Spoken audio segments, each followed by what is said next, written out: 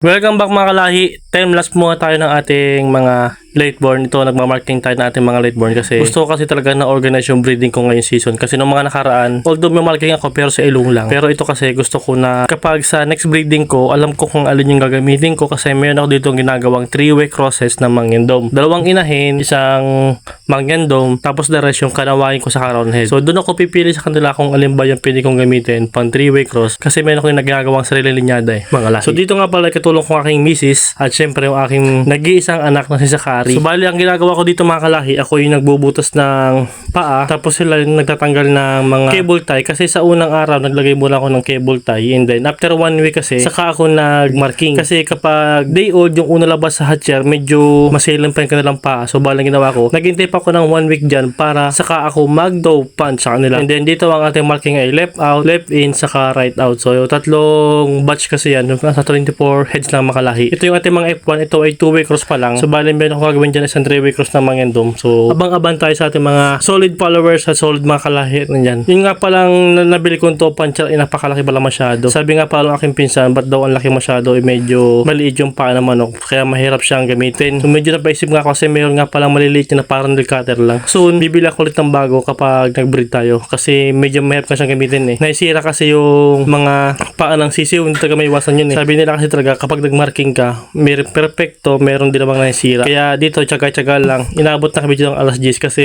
mas gusto kong mag-marking ng gabi kasi yung mga sisiw tahimik lang yan. Tapos hindi sila malikot, hindi sila stress kasi gabi na, ang gusto nila patulog na. So bali abalahin muna natin sila ng ilang oras para mag-marking and then after niya kinabukasan nagbigay tayo dyan ng mga antibiotics para hindi magkaroon ng infection yung kanilang paa sa pag-marking. So yun lang mga kalahi, sana meron kayong nakuha konting kasiyahan sa panonood ng ating pag-vlog sa pagmamanok na ginagawa ko dito sa ating backyard. Yun lang mga kalahi. Thank you for watching.